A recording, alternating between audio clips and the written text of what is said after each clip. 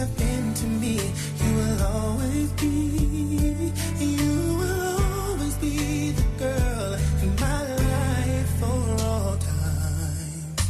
Mama, mama, you know I love you. Ooh, you know I love you, mama. Mama, you're the queen of my heart. Your love is like tears from the stars. As he said, mama, I just want you to know, loving you is like food to my soul. Yes it is, yes it is. Oh, yes it is, yes it is, yes it is. Oh, you're always down for me, have always been around for me, even when I was bad. You showed me right from my wrongs. Yes, you did. And you took up for me when everyone was down on me. You always did understand. You gave me strength to go on. There were so many times looking back when I was so afraid. And then you come to me and say to me, I could face anything. And no one else can do what you've done for me. You'll always be, you will always be the girl in my life. Ooh, oh, mama, mama, you know I love you. You know I love you. You know I love you, mama.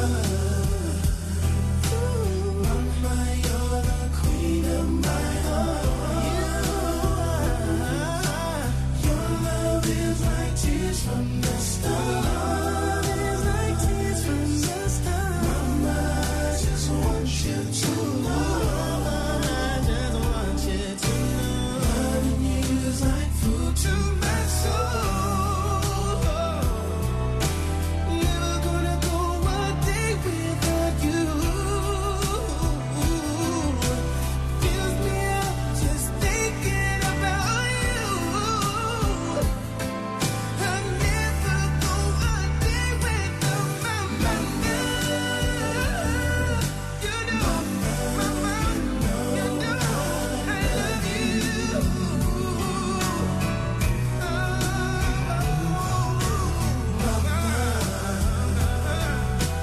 Mama, you're the queen of my heart.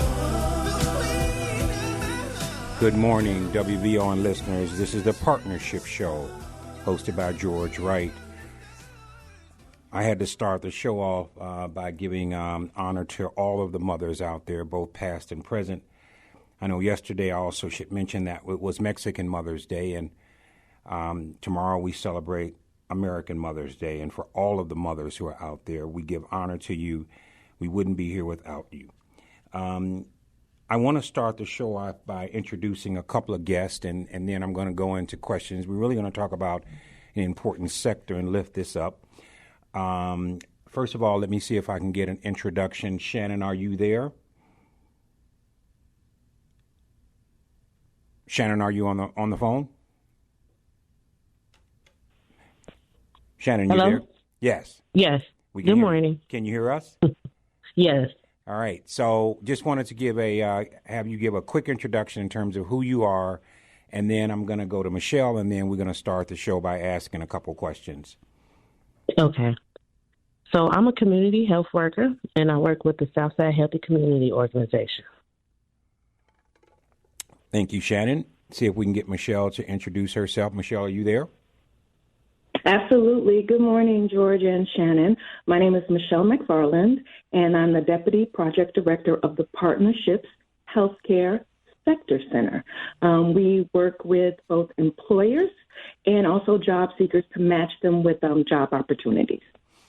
Thank you, Michelle. So let me give our listening audience a preview of what the partnership and who we are. The Chicago Cook Workforce Partnership is an umbrella organization that works with partners across the city and the county to connect employers with employees, those who are seeking careers to those who are providing careers.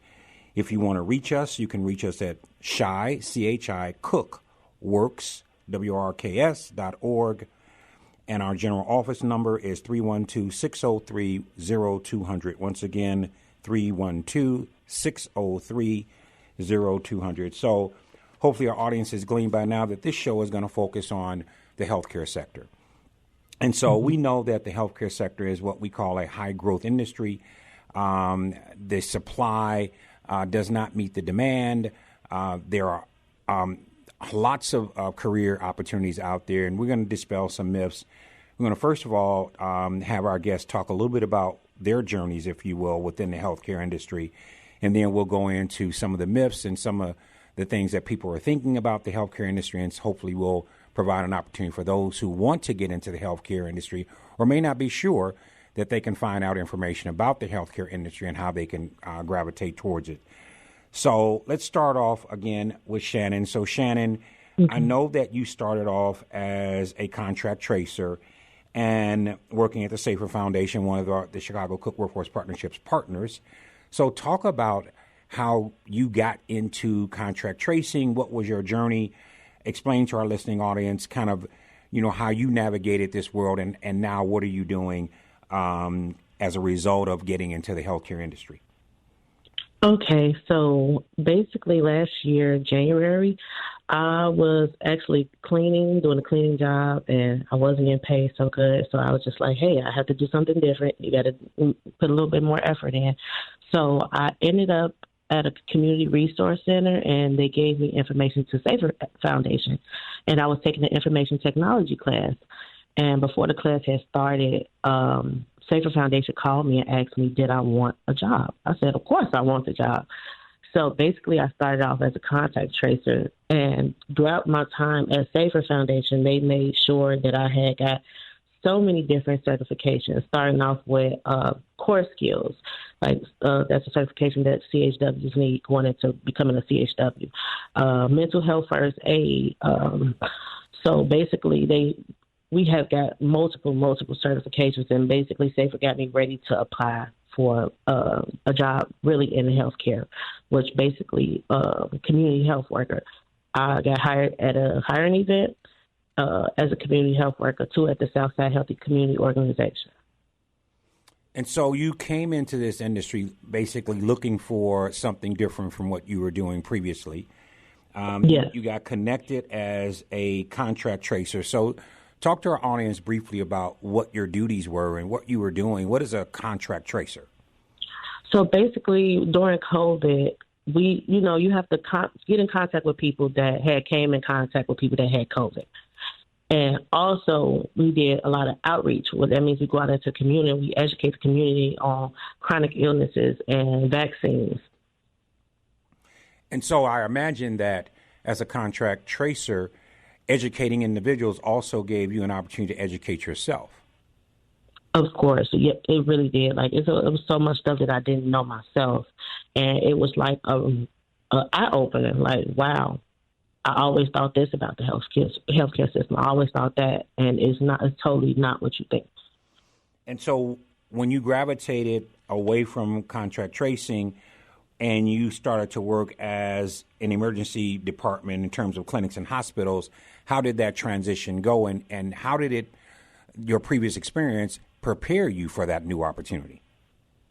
So basically the transition was very smooth because I already knew so much, and it was just like I was just learning even more.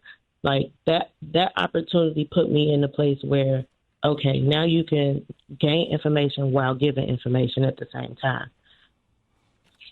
So we're going to quickly, and thank you very much for that, Shannon. We'll come back with a couple of questions around, again, dispelling myths, but want to get you in here, Michelle, as you work with one of the partnership's delegate agencies. And so talk about your journey into the healthcare industry. What started you down this path, and what are you doing today? Okay, sure, absolutely. So my journey began in terms of working with the Partnerships Healthcare Sector Center about 8 years ago. Prior to that, I was like many, probably even not familiar with what public workforce was. I came from a private sector project director, marketing research. Came in from the suburbs on the Metro train to downtown Chicago to work at an employer. And I believe that we are commanded, like we are moved in a way where we're commanded to do what, we're doing today. And so I sought out different opportunities and did learn what the public workforce was and had an opportunity to work with Equus Workforce Solutions, who operates the Partnerships Healthcare Sector Center. Again, been doing it for 8 years, learned a lot from year 1 to year 8, where we are today. Most importantly, how important and impactful it is to work not only with adults, but young adults and dislocated workers. And so I like the work that I do because I'm able to fortify myself, and the healthcare team are able to fortify important and valuable relationships with many healthcare employers so that we can change the lives of those we serve. And so you mentioned something that I want to have you expound on, and then I'm going to go back to Shannon and ask her the same question. What do you like about the healthcare industry? What gets you up every day and gets you going and saying, basically, I have a passion for this? What is it? Yes, thank you for asking that question. I'm going to be very, very transparent, right? Some days, and it's not just myself, but some days are heart days where, heart with a D. But, oh, my goodness, there are a lot of days where there are heart days. The work that I do is heart work with a T. And so that gets me up in the morning, meeting individuals such as Shannon. And we're going to hear, I hope, a little bit about her journey. I enjoy working with a team of experienced and dedicated individuals, our business services team, Maria, Linda, Maurice at the Healthcare Sector Center, who all have, and I'm going to say that word, passion for what we do, because we understand the importance of how we can change one individual's lives or support them with that change. And then there's generational changes to that.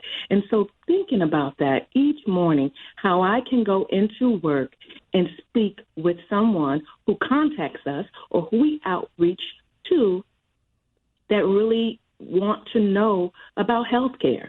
And so it's not healthcare, you can be a doctor, you can be a nurse, but healthcare is like its own ecosystem. There are entry-level opportunities where you come in as a dietary aide, and there are career paths that you can lead up to a patient care technician or a certified medical assistant. And so employers are really embracing that now, where they're taking the opportunity to build from the inside their employee base. And so that gets me up in the morning, just seeing the progression that has been made, even from year 1 when I started into year 8, and how myself and the team are able to impact that in a positive way. So, Shannon, the same question goes to you. What actually gets you up in the morning to do this work? What's your passion? How did you develop this passion, and what's important to you? I would say basically I love people. I am a people's person, and I get up in the morning and I think, like, who's going to be there to help that person? Who's going to be there? Somebody has to be there. We're in this time where you could prevent someone from getting cancer. You could prevent someone from getting diabetes. It's preventative. If you could prevent that, you could change somebody's life. You could save somebody's life. I wake up in the morning, it's like, if you don't do it, who's going to do it?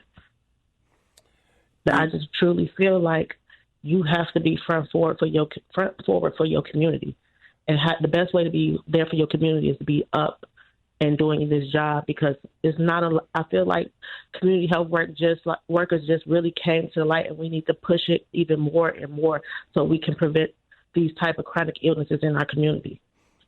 You brought up an interesting point, which I'm going to segue into, which is this notion. And again, Happy Mother's Day to you all. I know, at least, Shannon, that you have at least 6 children. Yes, I do.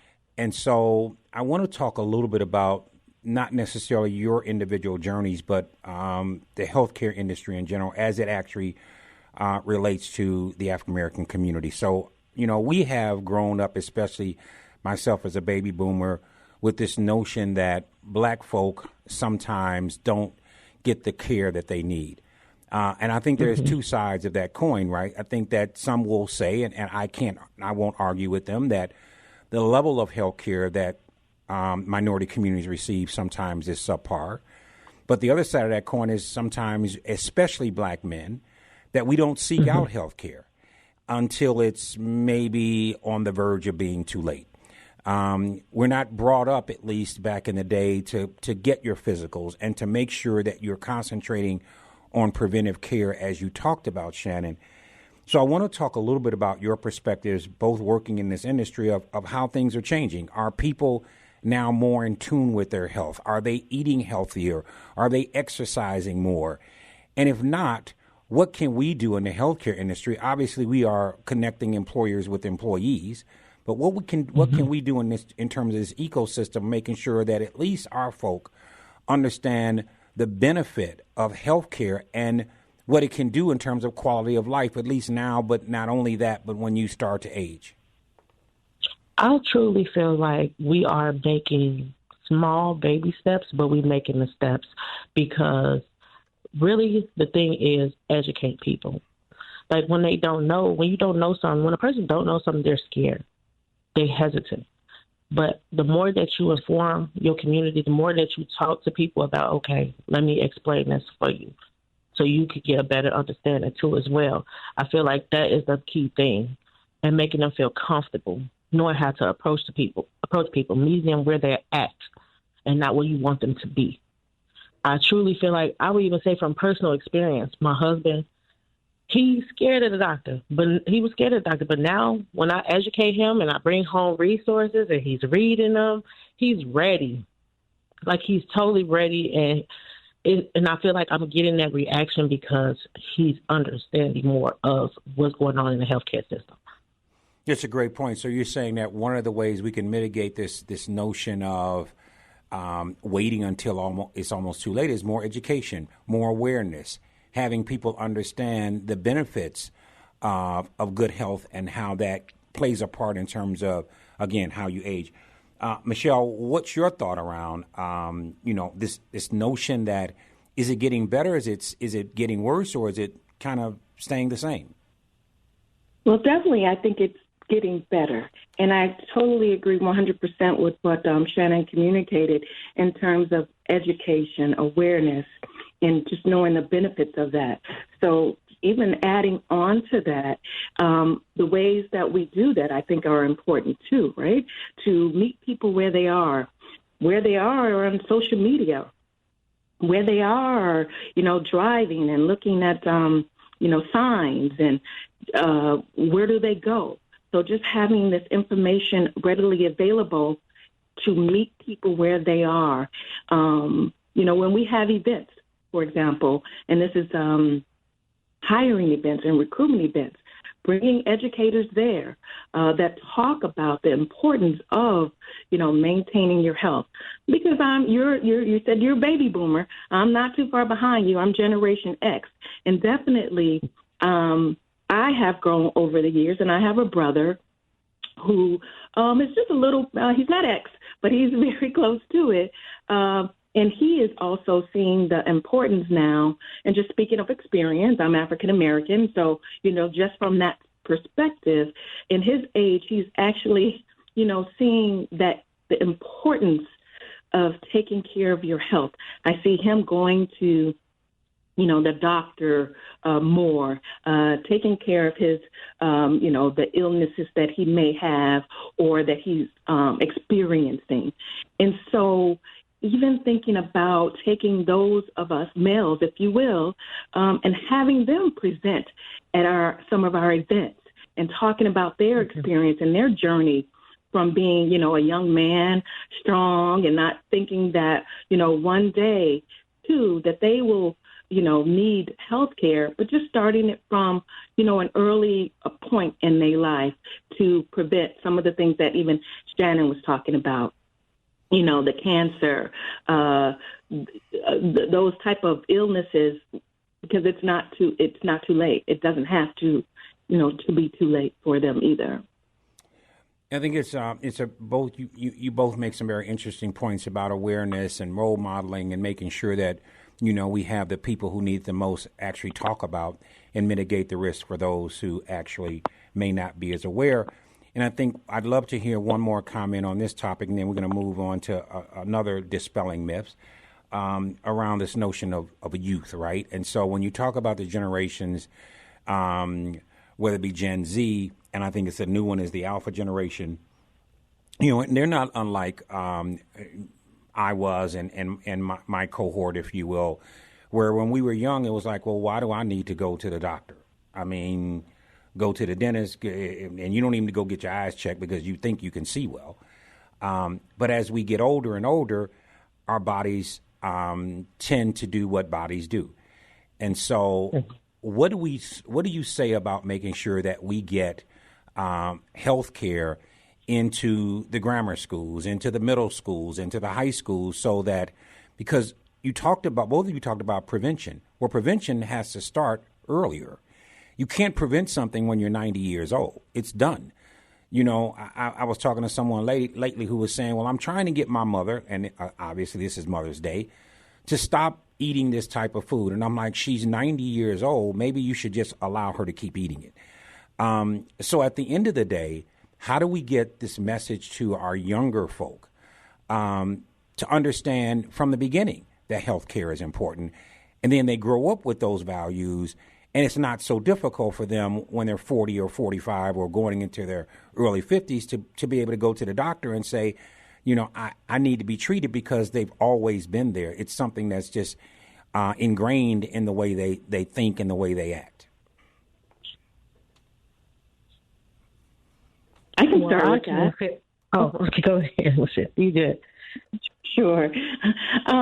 Just listening to what you said, George, it's just not one avenue, right? I think it takes a village of our school system, at home, from us that have experienced it.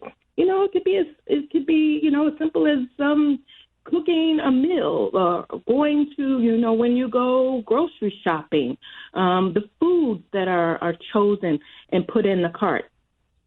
Stay away from the middle aisles. You want to shop on the perimeter, the produce, the chicken. And so, and children like that, you have the little carts that they can, pull. And I'm really going very simplistic, but that's what it takes. It's, there's a phrase that a colleague uses that I love to say: don't overcomplicate the simple. And so thinking about starting from a young age, just how do you shop? What foods do you provide? Colorful foods, the fruits, the vegetables.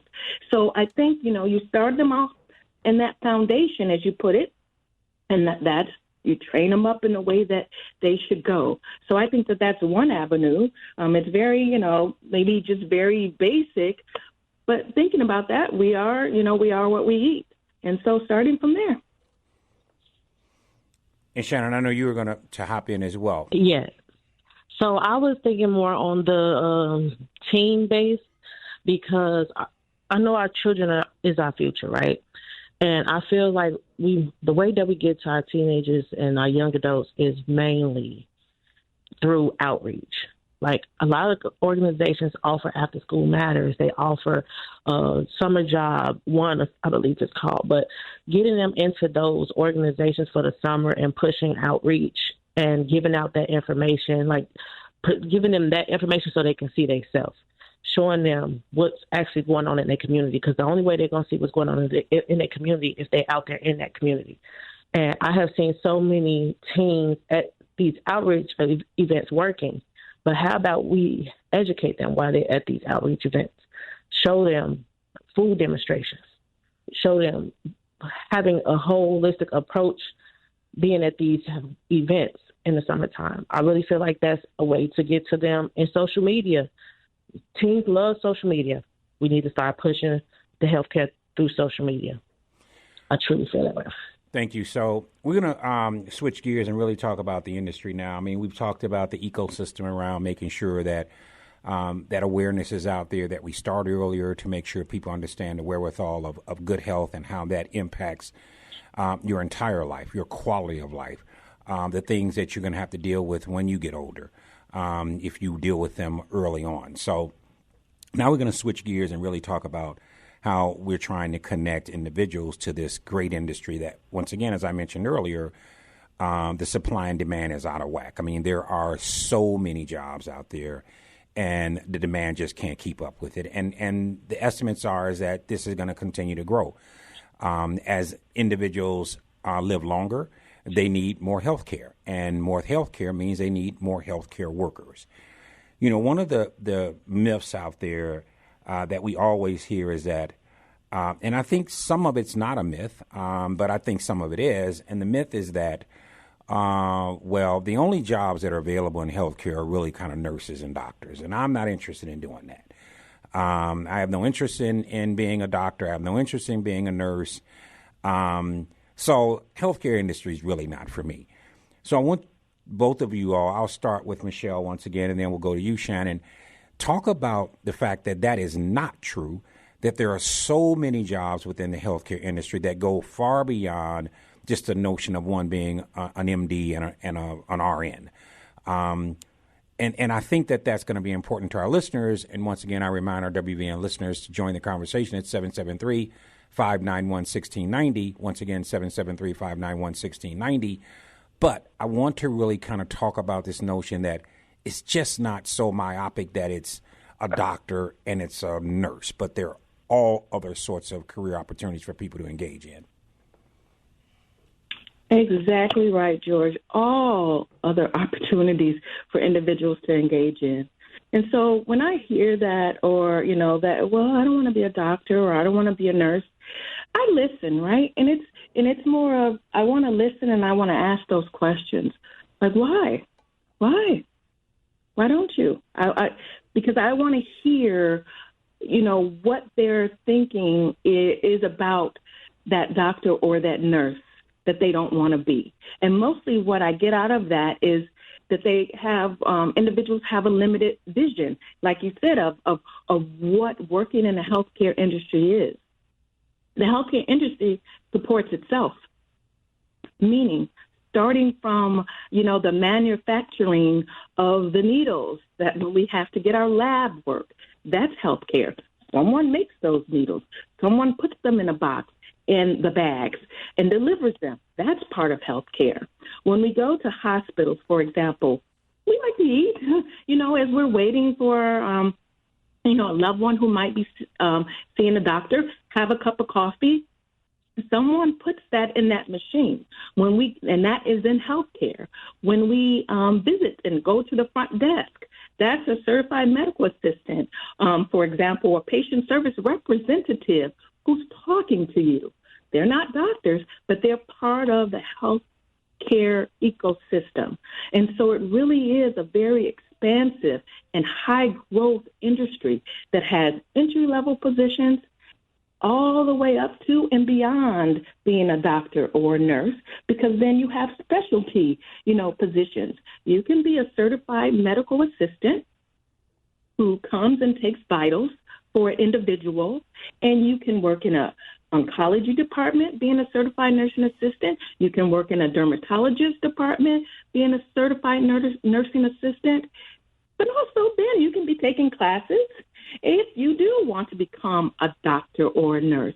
Because once you're immersed in that environment, your knowledge is expanded beyond just what you may, you know, see on television, or when you go to a hospital or a doctor's clinic and you just speak to that one doctor. Now you're immersed in that environment. And so a whole nother world opens up to you, a plethora of opportunities, entry level, middle level, and then upper level. Thank you, Michelle. So, Shannon, I'm going to go to you with the same question, but I'm going to add in the notion that you are not a doctor and you are not a nurse. So once again, this is an example that there are many, many more opportunities in the healthcare industry than those two. So talk about that and how what you do and describe to our listening audience what you do each day, which again is an opening for others to say, this is not just being a doctor. It's not just being a nurse. Okay, I would say think about the non-clinical part. When you think about community health work or any job in the healthcare system, you have to think of non-clinical.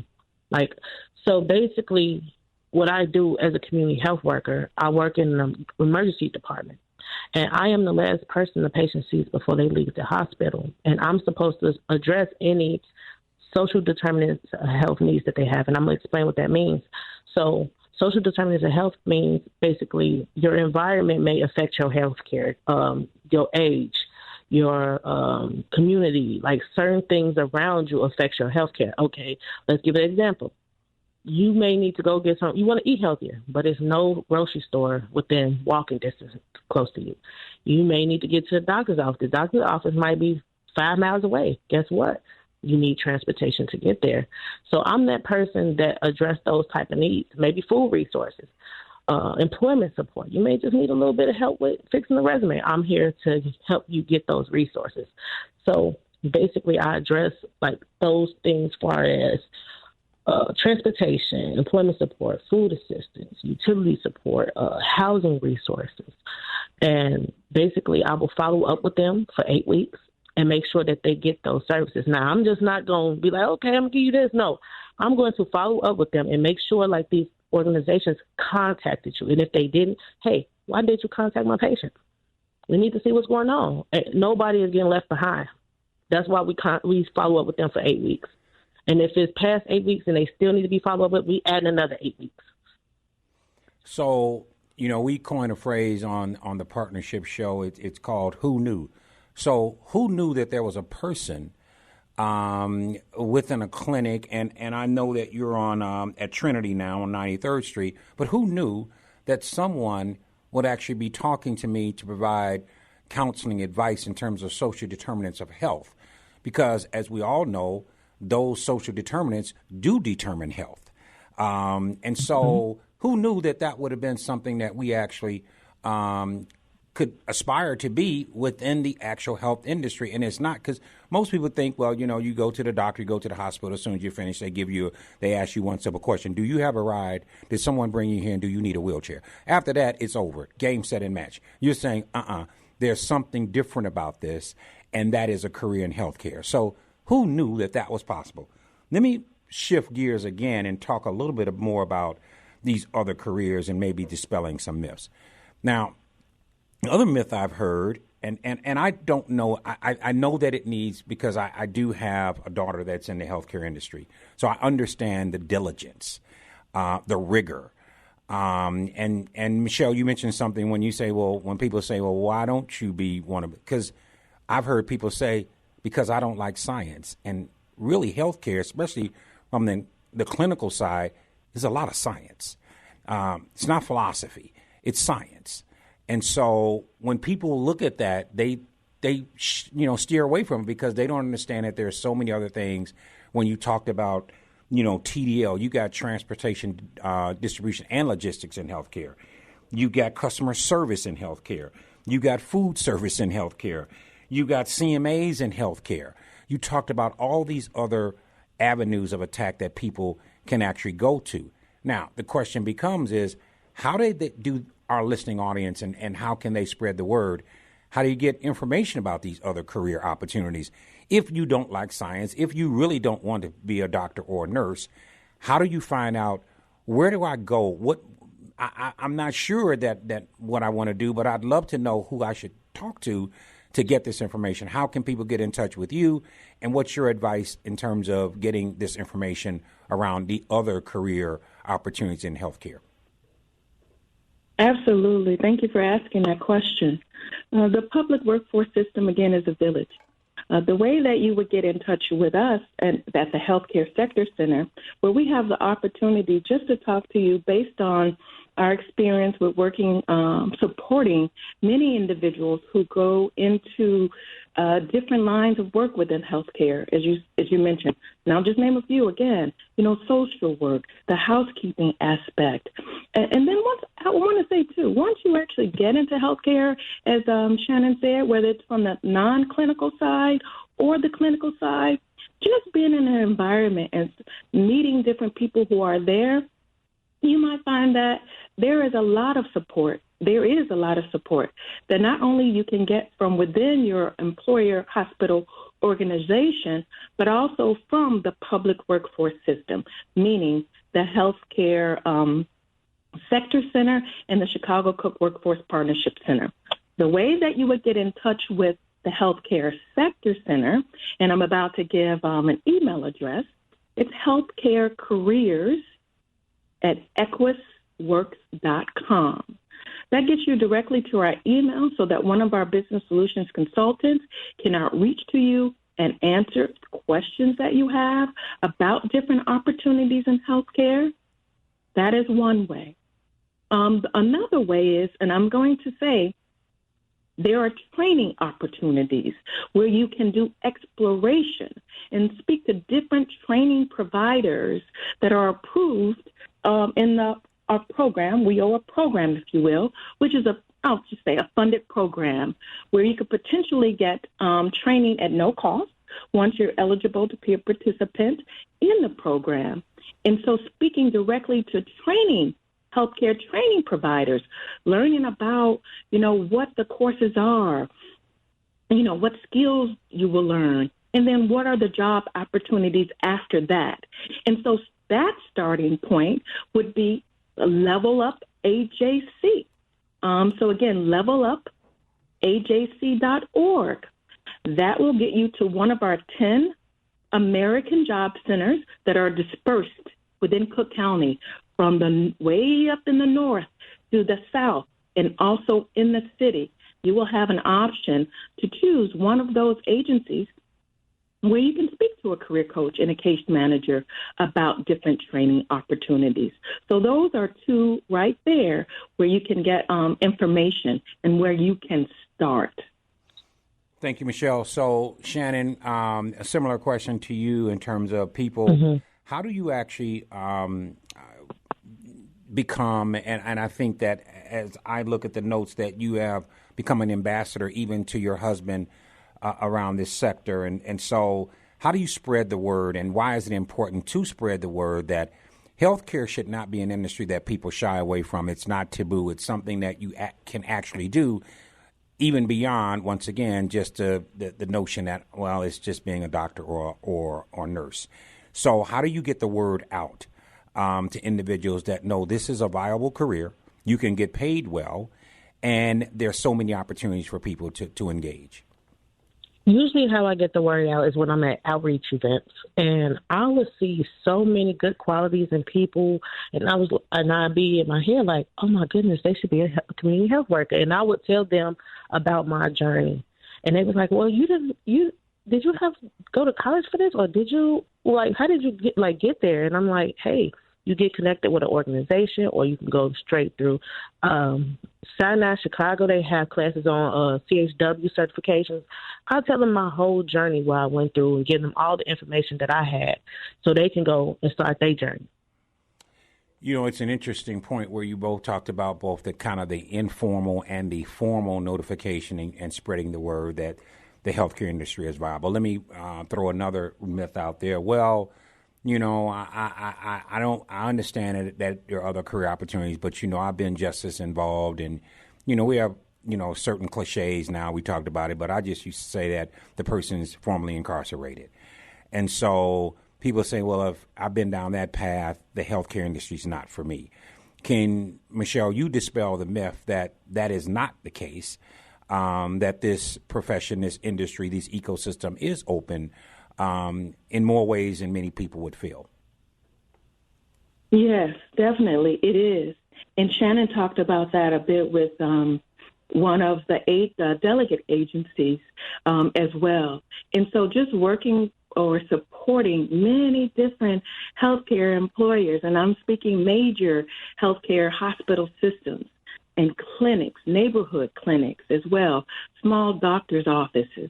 I think anyone would be impressed, and that's the word, with the opportunities that are available for those who, the term a second chance. And so you should not limit yourself based on your past, because that is your past, and we grow, beyond that. And if you are growing beyond that, and you want something different for yourself, for your family, the healthcare system has progressed to the point where all of us want to help one another, and the healthcare field, allows for opportunity for that. So just because you have that justice piece in your background, it's not a barrier. You should try. So let me follow up that question to a question to you, Shannon, which is this. And Michelle, I'd love for you to jump back in as well. Is okay, now that we've dispelled some myths, okay, you can be just as involved, formerly incarcerated. You get a second and third chance. There's more to it than just being a doctor or a nurse. We can get the word out, and there are creative ways to do that. What are employers looking for? What are the qualities that they're looking for in individuals that are going to make them, such as yourself, Shannon, successful in their ecosystem? Because it's one thing to get hired. It's another thing to stay hired. And what we want to make sure, and what we work with our delegate agencies and our partners all the time, is this notion of preparing people for success. Not just saying, well, go to Sinai and put an application in and good luck. No, we actually want people to have this opportunity to learn and to earn while they're learning, but also to prepare them for the realities of work. So what are employers looking for, Shannon, in terms of the qualities of individuals that are going to be successful in this ecosystem? I truly feel like they're looking for the same qualities as in that person as it would be a person that wasn't criminal involved, justice involved. Basically, punctual, being on time to work. I feel like looking for people that's going to show up. They're looking for people that's going to have that, be able to talk to patients, be able to adapt to your environment. It's no difference. They're looking for the same things. We want to see that you're involved. We want to see that you want this. Like, I truly feel like the qualities of a CHW, well, what I do, they're looking for people that's willing to care for people. Like, they're looking for people that have compassion for people. So I don't really feel like the background piece to it really apply. Thank you very much. I'm going to, before you jump in, Michelle, I'm going to see if we can get a caller on the line. I think we have Darlene on the line. Darlene, are you with us? Darlene, are you there? Yes, I'm here. Thank you. Good morning. Good morning, and thanks for your call. Each and every one. You're welcome, sir. Yes, I was just trying to get the information. The email address that I didn't quite get her name that she given out, I wanted to ask if she could repeat that and spell it, and also repeat that level up. I got level up, but I didn't get the last ending of the contact information because I'm interested in following up, Thank you, Darlene. So, Michelle, can you provide that information to Darlene? Sure, absolutely. Good morning, Darlene. So the first email address was healthcare careers. One word. I'll say it again. Healthcare careers. Who is? At equusworks.com. And I'll spell Equus, yes. EQUUS works, WORKS.com. And that gives you directly to the center, the Healthcare Sector Center. The other address that I gave was Level Up AJC, all one word, .org. .org, thank you. And at Equus, once again, because I don't know if I spelled that right, I have healthcare who is at EQWS works. I'll do it again. So it's healthcare careers at EQUUS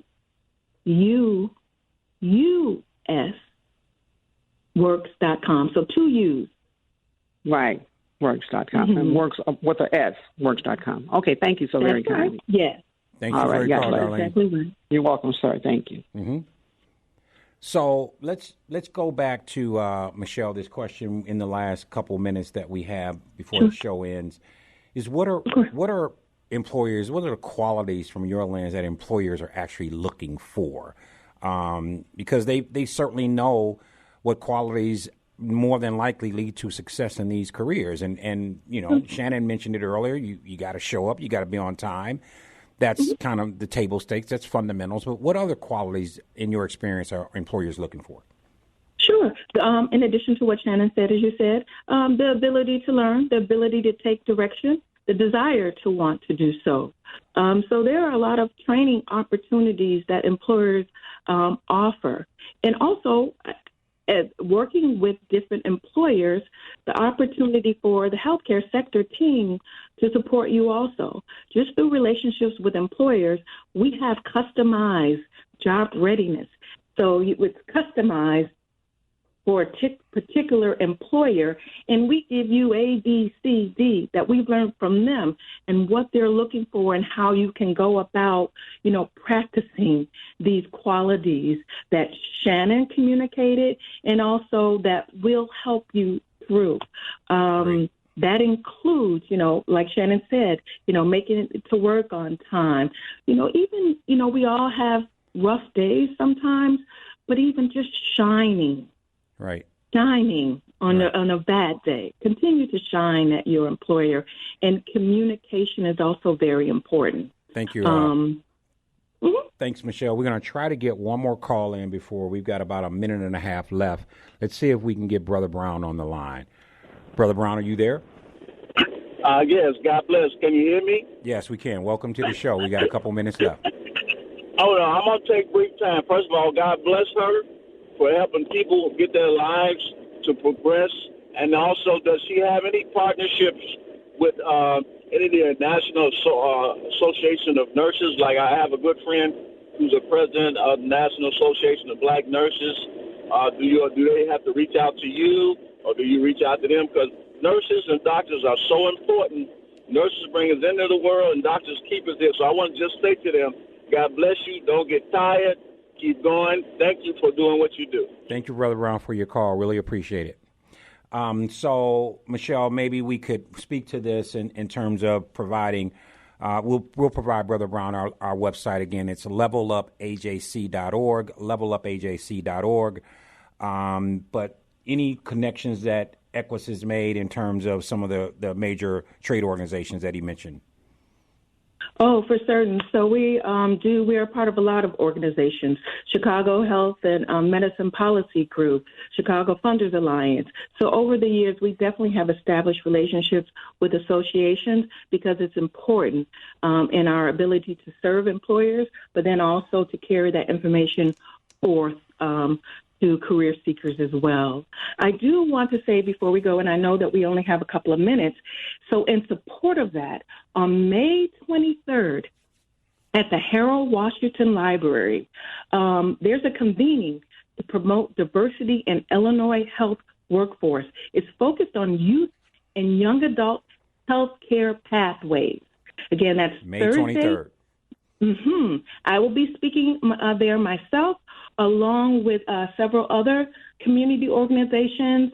And people can find this information on our website, correct?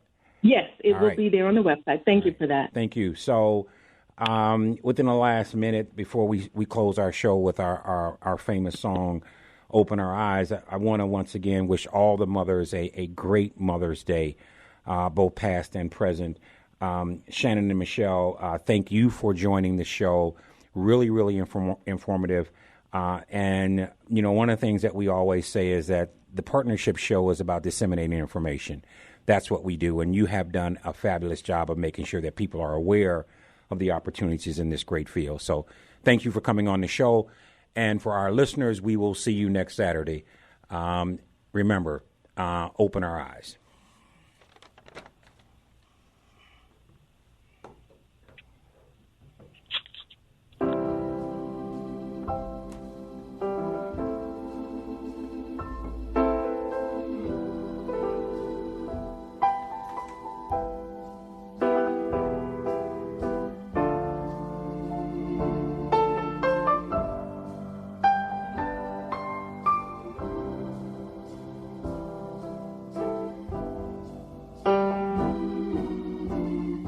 Father,